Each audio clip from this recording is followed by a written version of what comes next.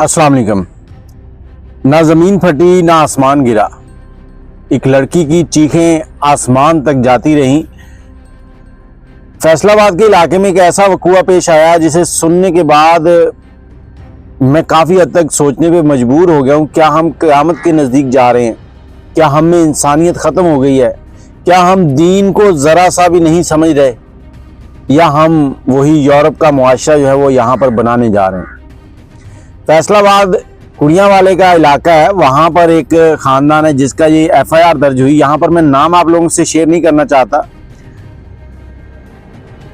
एक दादा और बाप, कहते हैं भाई बाप और दादा भी बाप ही होता है, तो ये औरत के वो मजबूत सहारे हैं जिनकी बिना पे औरत हर जगह पे लड़ जाती है और इनके लिए अपनी जान भी दे देती है। लेकिन यहाँ पर यही दादा और बाप जो है वो लड़की को नोचते रहे। हुआ क्या, लड़की की जो वालदा थी वो कैंसर की मरीज़ा थी, तो उसकी डेथ हो गई। लड़की की उम्र 17-18 साल है और वालदा की डेथ के बाद ये 3 लोग घर में रहते थे, बाप, दादा और ये लड़की। अब एक दिन दादा ने इस लड़की को घर में अकेले देखा और इसके साथ ज्यादती की। जब इसने सवाल जवाब किए तो दादा ने अजीबोगरीब इसको जवाब दिए कि इस तरह से होता है, हर घर में ये काम दादा करता है, ये चलता है। और साथ ही इस लड़की को कुछ गोलियां भी खिला देता था। जब वो गोलियां खाने से इनकार करती थी तो उसको थप्पड़ मारता था, उसके बाल नोचता था।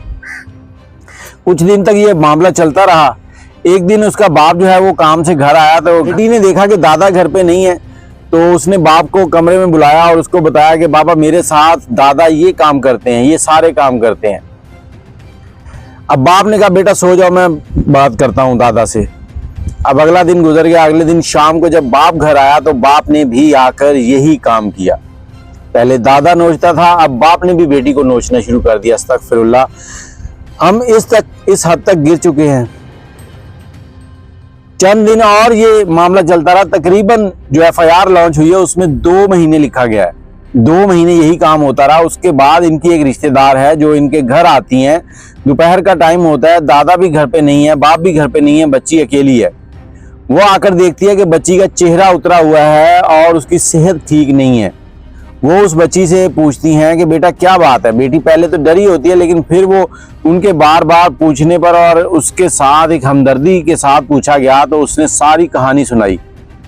जब उसने ये कहानी सुनाई तो वो औरत जो है वो इस बात पे स्टेप लेती है। वो इसको कहती है चलो हमारे घर। वो इसको वहां से लेती है और सीधा पहले जाती है थाने जाकर एक FIR दर्ज करवाती है जिसमें बाप और दादा को सीधा नामजद करती है और उसके बाद फिर घर जाती है। अब यहाँ पर बाप को पुलिस ने रेड किया और धर लिया।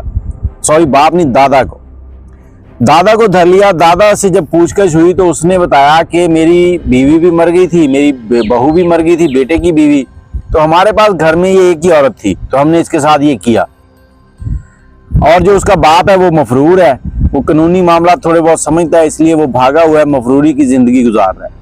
इस लड़की की मेडिकल रिपोर्ट बनेगी जिसमें टेस्ट होंगे और उसमें अगर ये बच्ची जो है प्रेग्नेंट हुई तो उस बच्चे को इसी तरह से जन्म देगी। अब वो बच्चा बाप किसको कहेगा, दादे को या अपने नाने को बाप कहेगा, नाने या परनाने को बाप कहेगा? लम्हा फिक्रिया है, हम लोग कहाँ जा चुके हैं।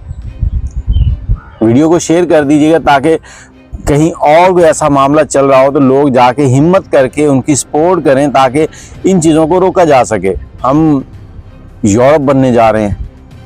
लानत है ऐसे यूरोप पे जहां अपने रिश्तों की पहचान ना हो।